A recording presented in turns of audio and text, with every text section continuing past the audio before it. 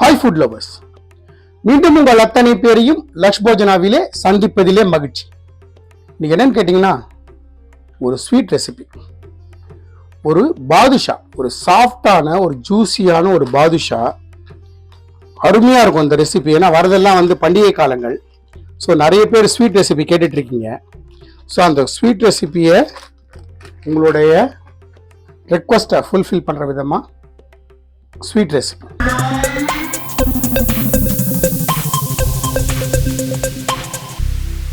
என் கையில் மைதா 250 கிராம், ஒரு கப்பில் இந்த கப்பு மெஷர்மெண்ட் 250 கிராம் மைதா நான் எடுத்துட்டு இருக்கேன். அது கூடவே இன்னொரு அரை கப்பு, இன்னொரு 125, 1.5 கப்பு மைதா என்கிட்ட இருக்கு. அதை ஒரு பவுலில் சேர்த்துக்கிறேன். இந்த 1.5 கப் மைதாக்கு ஒரு சிட்டிக்கை உப்பு, ஒரு சிட்டிக்கை பேக்கிங் சோடா. பேக்கிங் சோடா ரொம்ப கேர்ஃபுல்லாக சேர்க்கணும். இந்த குவான்டிட்டிக்கு மேலே சேர்க்கக்கூடாது. இது பர்ஃபெக்ட் மெஷர்மெண்ட்டில் இருக்கும். I will assure you, beginners கூட இதே மாதிரி பண்ணுங்க. ஃபென்டாஸ்டிக்காக ஜூஸியான சாஃப்டான ஒரு பாதுஷா உங்களுக்கு கிடைக்கும்.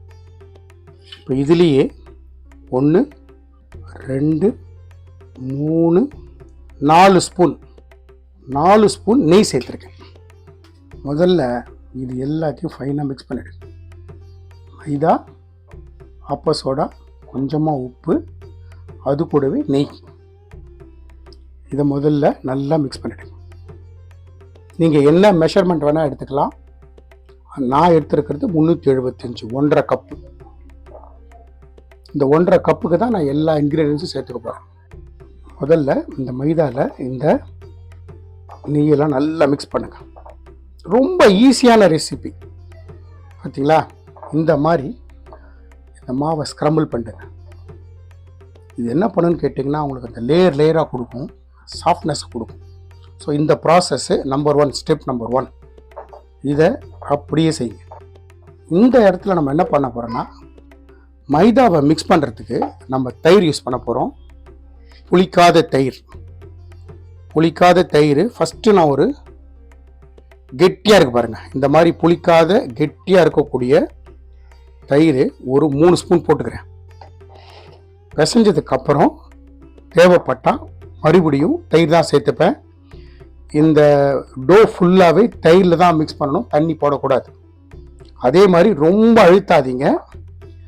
மாவை ஒன்று சேர்த்துக்கு ட்ரை பண்ணுங்க, ஒன்று சேர்ந்துடும்.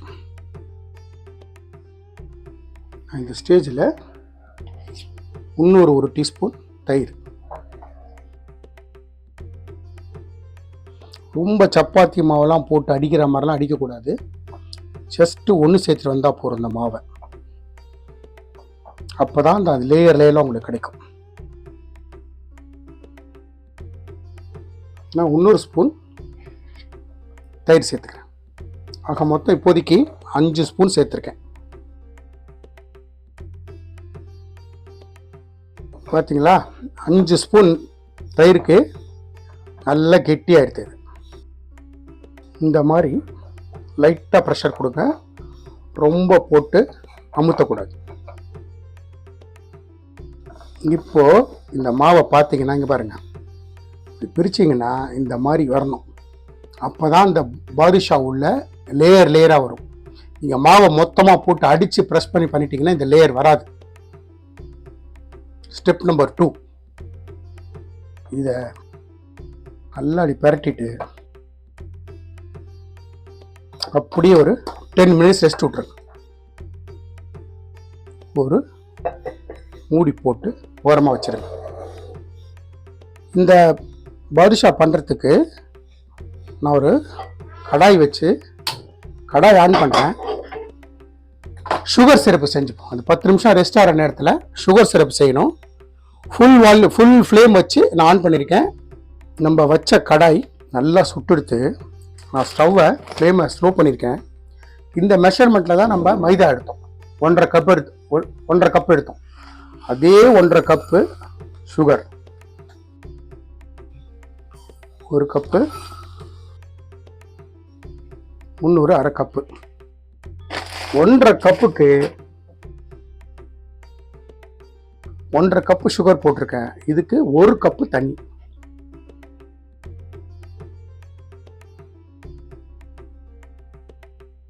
இப்போது சர்க்கரை கரையட்டும். சர்க்கரை கரைஞ்சி இது வந்து முருகு பாதெல்லாம் கிடையாது. ஜஸ்ட் 2 to 3 5 மினிட்ஸில் உங்களுக்கு ஆகிடும். ஜஸ்ட் இப்படி எடுத்து டச் பண்ணி பார்த்தீங்கன்னா பிசு பிசு தன்மை இருந்தால் போதும். குலாப்ஜாமுனுக்கும் இதுக்கும் ஒரே மாதிரி தான் பாகு. என்ன குலாப்ஜாமுனோட ஒரு கம்பி ஜாஸ்தி, அவ்வளோதான். நான் இதுலேயே குங்குமப்பூவை வெந்நீரில் கரைச்சி வச்சுருக்கேன், கலரிங்காக சேர்த்துறேன்.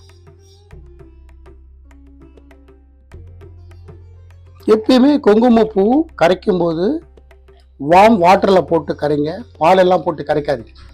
வார்ம் வாட்டரில் கரைச்சிங்கன்னா தான் அந்த ஃபுல் அந்த கலர் கிடைக்கும், அந்த எசன்ஸ் கிடைக்கும். பாலில் போட்டால் ஏன்னா பால் திக்கு, தண்ணியை விட பால் திக்கு, அந்த ஃப்ளேவரோ அந்த கன்சிஸ்டன்சியோ இருக்காது. அதனால் எப்போ நீங்கள் குங்குமப்பூ கரைக்கிறதா இருந்தாலும் வார்ம் வாட்டரில் கரைங்க.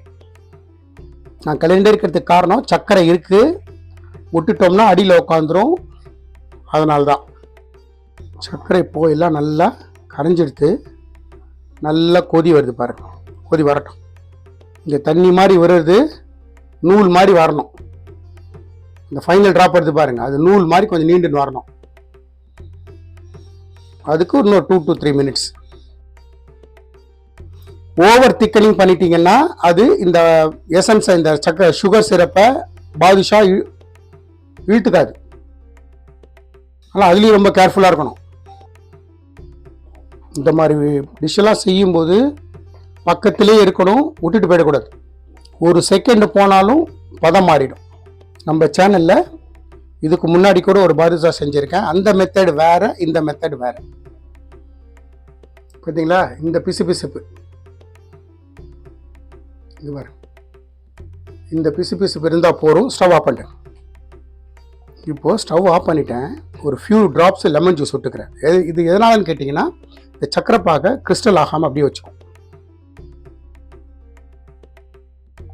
நம்மளோட சுகர் சிரப் தயார். இப்போ நம்மளோட டோ 10 நிமிஷம் ஆச்சு நம்ம சுகர் சிரப் பண்ணி முடிகிற வரைக்கும். இப்போ இது எதுவும் டிஸ்டர்ப் பண்ணாது, மறுபடியெலாம் போட்டு பிசையக்கூடாது. இதுலேருந்து ஒரு போர்ஷன் எடுக்க நான் பண்ண போகிறது பட்டன் பாதுஷா, சின்னதாக. ஸோ இந்த மாதிரி எடுத்துகிட்டு ரொட்டேட் பண்ணு. ரொட்டேட் பண்ணும்போது உங்கள் சென்டர் இந்த 2 கைக்கு நடுவில் வச்சு இப்படி ரொட்டேட் பண்ணிவிட்டு, ரொம்ப ப்ரெஷர் பண்ணாதீங்க, ரொட்டேட் பண்ணுங்கள். பண்ணிவிட்டு ஒரு ப்ரெஸ் பண்ணிவிட்டு நடுவில் ஒரு ஓட்டை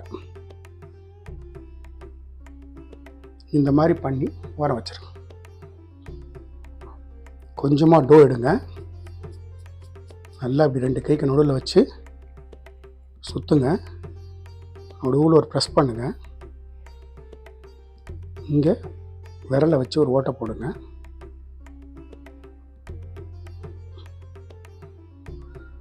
போட்டுட்டு வச்சுருங்க. இந்த மாதிரி நான் ஒரு ஏடுக்கானதை ரெடி பண்ணிக்கிறேன். முதல்ல இந்த மாதிரி ப்ரெஸ் பண்ணுங்கள், இந்த மாதிரி ஓட்டை போடுங்க, 2 பக்கமும் திருப்பி இப்படி வச்சுருங்க. இப்போ நம்மளோட சுகர் சிரப்பை எடுத்து ஓரத்தில் இப்படி வச்சுருங்க, பக்கத்திலே இருக்கட்டும். இப்போ மறுபடியும் ஸ்டவ் ஆன் பண்ணுறேன், கடாய் வைக்கிறேன் இந்த பாதுஷா பொரிக்கிறதுக்கு. இதில் பொரிக்கிறதுக்கு தேவையான எண்ணெய். இந்த ஸ்டெப்பை கொஞ்சம் கண்டிப்பாக வாட்ச் பண்ணுங்கள், ஸ்கிப் பண்ணிவிட்டு போயிடாதீங்க. ரொம்ப ரொம்ப ரொம்ப இம்பார்ட்டண்ட்டான ஸ்டெப்பு. ஏன்னா இந்த எண்ணெயோட காய்ச்சல் ரொம்ப ரொம்ப ரொம்ப ரொம்ப ரொம்ப முக்கியம்.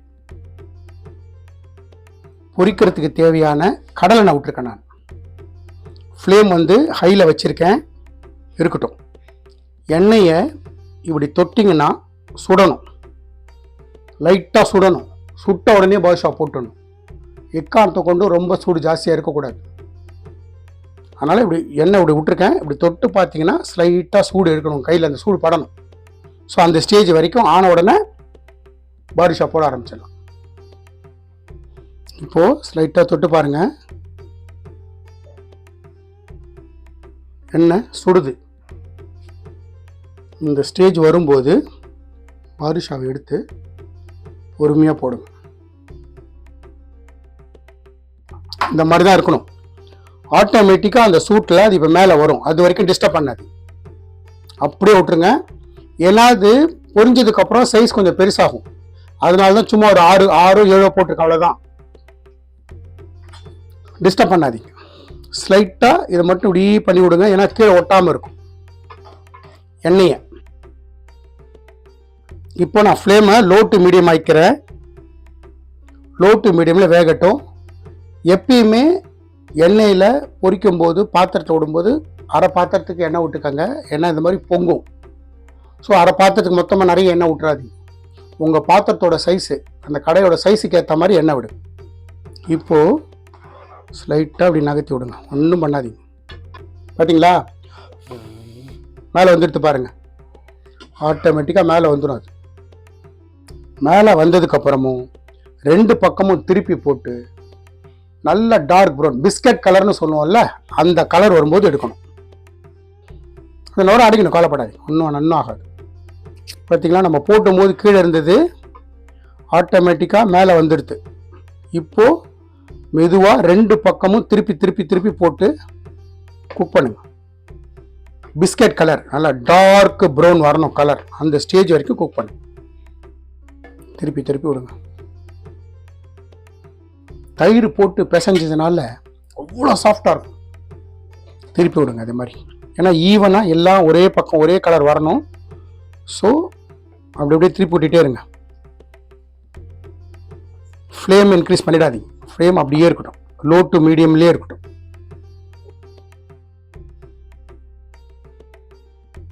மறுபடியும் சொல்கிறேன், பக்கத்துலேயே இருந்துட்டு திருப்பி விடுங்க. எல்லாம் ஈவனாக ஒரே கலரில் ஃப்ரண்ட் அண்ட் பேக் நல்ல டார்க் பிஸ்கட் கலரில் ஈவனாக வரணும். இதே மாதிரி மெத்தட் தான் சமோசாவுக்கும் இதே சூடு தான் இருக்கணும். இதே மாதிரி மைதா மாவை பிசைஞ்சிட்டு உள்ளுக்குள்ளே ஆலுவை ஸ்டஃப் பண்ணி இதே மாதிரி லோ ஃப்ளேமில் ஃப்ரை பண்ணி எடுத்திங்கன்னா சமோசா நம்ம பண்ண டோ தான். என்ன அதில் இன்னும் கொஞ்சம் உப்பு சேர்த்துப்போம் அந்த சமோசானால. ஒரு ஆலு ஸ்டஃபிங் பண்ணி அந்த சமோசாவுக்கும் இதே மாதிரி தான் ஃப்ளேம் வந்து அவ்வளோ லோவில் இருக்கணும், நின்று பொறுமையாக குக் ஆகணும். இப்போ லைட் ப்ரௌன் கலரில் இருக்குது, இன்னும் நல்லா டார்க் ப்ரௌன் கலர் ஆகணும். அடுத்த பேட்ச் போடும்போது ஸ்டவ் ஆஃப் பண்ணிடணும், கம்ப்ளீட்டாக ஆயில் டெம்பரேச்சர் கம்மியாகிடணும். அதுக்கப்புறம் தான் அடுத்த பேட்சை போடணும். இந்த சூட்டில் போட்டிங்கன்னா அடுத்த பேட்ச்சு நல்லா வராது. இந்த பேட்ச் முடிஞ்சு எடுத்த உடனே ஆஃப் பண்ணிவிடுங்க. கம்ப்ளீட்டாக ஆயில் சூடு கம்மியாகிட்டும். தொட்டு பாருங்கள், தொடர சூடு இருக்கும்போது மறுபடியும் அடுத்த பேட்சை போட்டு ஸ்டவ் ஆன் பண்ணு. பார்த்தீங்களா, இப்போ அந்த நுரையெல்லாம் போயிடுது பாருங்கள் கம்ப்ளீட்டாக. அங்கங்கே கொஞ்சம் தான் இருக்குது. இப்போ நல்லா டார்க் ப்ரௌன் ஆக்கிட்டு எடுங்க. பார்த்தீங்களா, நமக்கு தேவையான அந்த biscuit colour dark brown. So இந்த ஸ்டேஜ் வரைக்கும் நல்லா பொரிச்சு எடுத்துருங்க. பொரிச்சு எடுத்துட்டு டைரக்ட் சுகர் சிரப்பில் போடணும். நீங்கள் சுகர் சிரப்பில் போடும்போது சுகர் சிரப்பும் சூடாக இருக்கணும். சுகர் சிரப்பு ஆறி போயிடுது அப்படின்னா மறுபடியும் ஒரு வாட்டி சூடு பண்ணிட்டு சேருங்க. சுகர் சிரப்பு ஆறி இருந்தால் இது எடுத்துக்காது. பார்த்தீங்களா, எண்ணெல்லாம் குடிக்காது. இப்போ டைரெக்டாக சுகர் சிரப்பில் சேர்த்துருங்க. சுகர் சிரப் சூடாக தான் இருக்குது. சுகர் சிரப்பில் நான் டைரெக்டாக சேர்த்துறேன். இப்போ ஸ்டவ்வை நான் ஆஃப் பண்ணிடுறேன். அடுத்த பேட்ச் போடுறதுக்காக சுகர் சிரப்பில் சேர்த்துருங்க. சுகர் சிரப்பில் சேர்த்துட்டு 2 பக்கமும் நல்லா திருப்பி விடுங்க. இது குலோப் ஜாமுன் மாதிரி ரொம்ப நேரம் ஜீராவில் இருக்கக்கூடாது. போட்டு ஒரு 5 to 10 minutes எடுத்து வேறு பிளேட்டுக்கு மாற்றிடணும். பார்த்தீங்களா, பார்க்கும்போதே அப்படியே அள்ளி சாப்பிடும் போல தோணல. ஒரு அட்டகாசமான பாதுஷா தயார். இது ஊறிட்டு ஒரு 1/2 hour 1 hour கழிச்சு சாப்பிட்டீங்கன்னா கரெக்டாக இருக்கும். இப்போ நம்மளோட பாதுஷா 5 minutes வச்சுருந்தோம். அப்படி எடுத்து பிளேட்டுக்கு மாற்றுறேன்.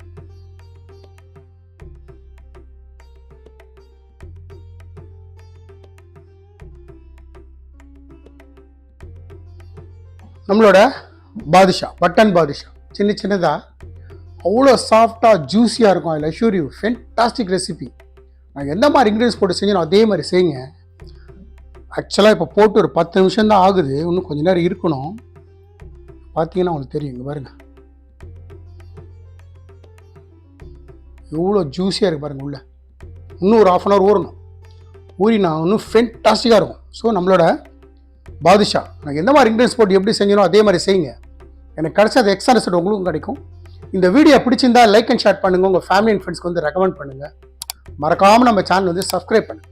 அப்படி சப்ஸ்கிரைப் பண்ணும்போது பெல் ஐக்கானை கிளிக் பண்ண மறந்துடாது.